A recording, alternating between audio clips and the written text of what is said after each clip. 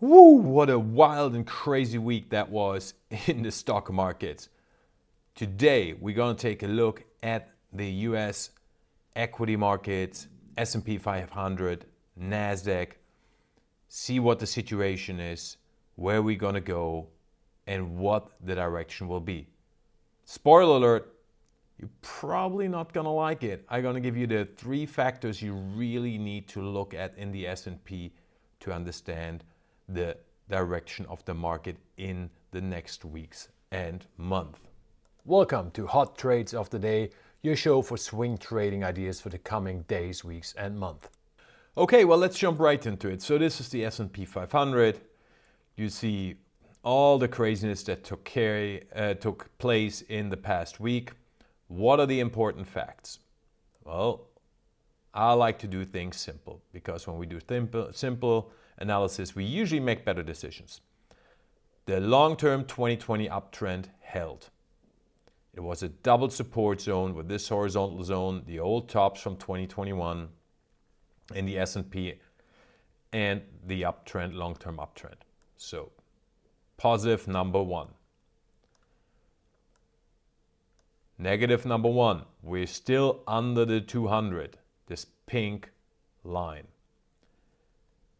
The 50, this purple line, is now about to cross the 200. This is called a death cross. It's extremely bearish. So there we go.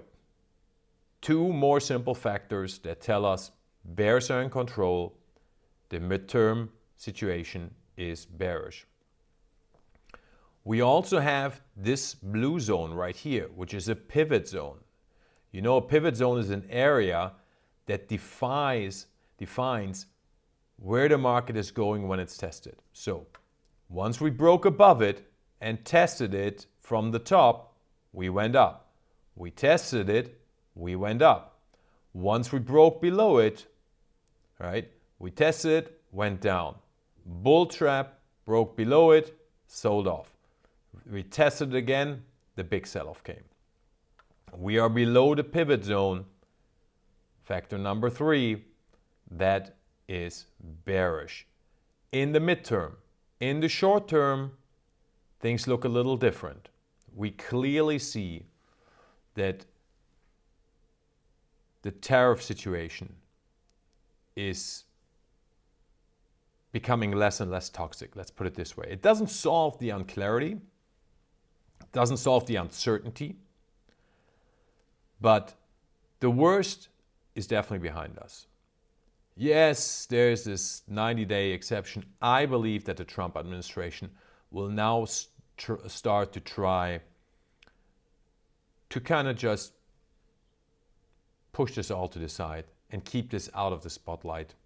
We see that with China, more and more tech sectors are getting exceptions from the tariffs. That's clearly the pressure of US big tech that the Trump administration didn't factor in.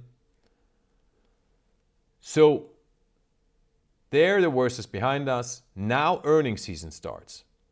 This will be quite interesting. It's all about the outlook in the conference calls. You can basically throw the numbers out. That's cute, that's nice, but it'll be all in the outlook. Now, what will management say? Pretty positive. Most of them will say, we don't know. We can't tell, right? Microsoft just announced another big round of layoffs, the third in the past 3 years. And this is probably what we're going to see. We're probably going to see more layoffs. Why is that? Well, think about it from the viewpoint of management.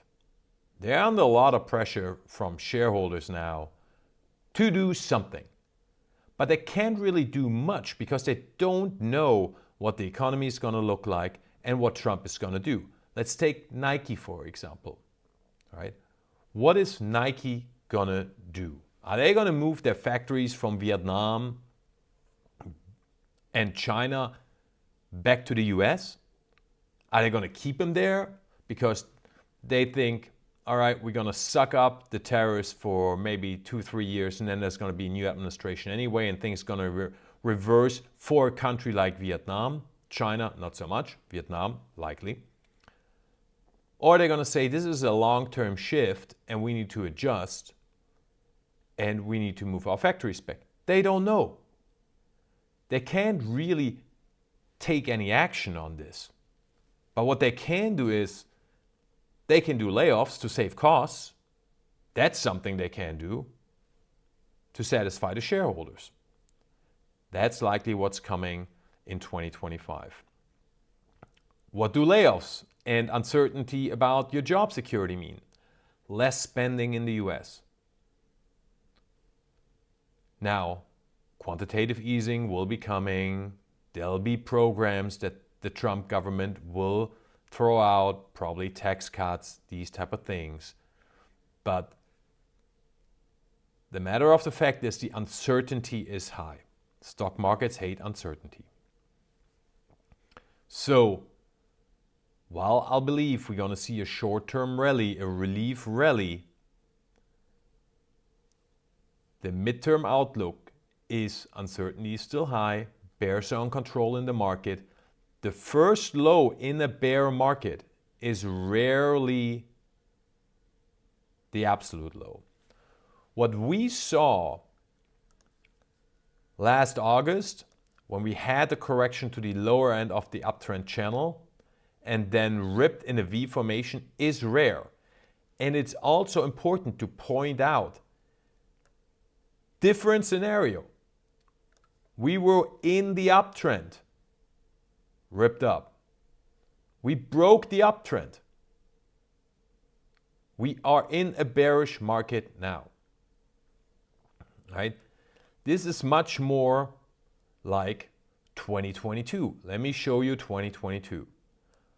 What is the first thing you see here? Death cross. You see a sell-off anticipating ahead of the death cross. It has to, because it needs to bring the 50-day moving average down. Then we have the death cross. We have a relief rally after the death cross, which is exactly what we're seeing right now. The death cross is not completed yet, but it's the exact setup, right? Look, we put in higher lows. Yay, it's all good. We're back. The market is fine. I remember this very vividly, end of the first quarter, 2022. Put in this rally, clever, took out these highs for a little bit, sucked in all the retail money, boom, and then the real crash happened, right? First low is rarely the low in bear markets. So this is the fourth factor that we have to factor in. Uncertainty is high, first low, rarely the low. Now, let's look at Fibonacci. Let's take the highs.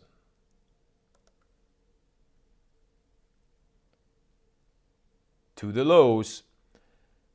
And we can see 50% retracement of this down move is pretty much the area where we stalled out on the Super Wednesday. But what I'm looking at is, look at this. I just told you we had the death cross, the 50 moving down, the 200, and the pivot zone. And also, fourth factor, 61.8 retracement right at that level as well. This is a monster zone, right?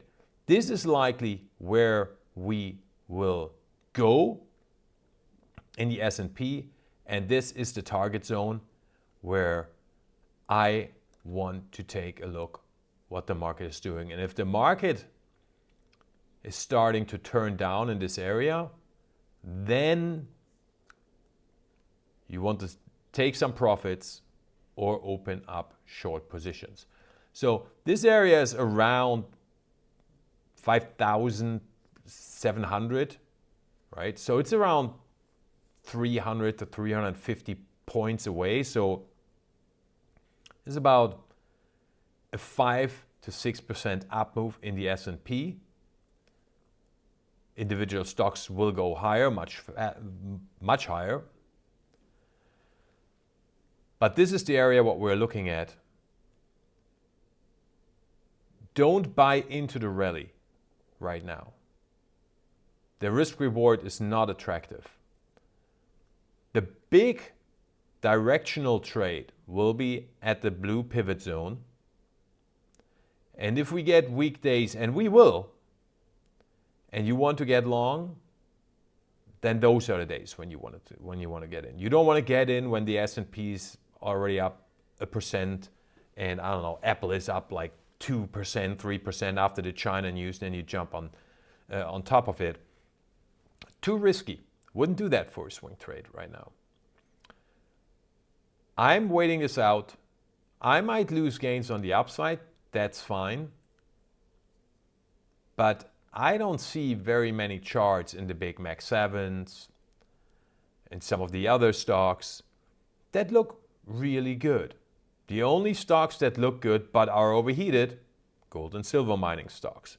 I believe if the stock market is going up, the money will flow out of gold and the gold mining stocks short term back into the tech story, into the high beta names.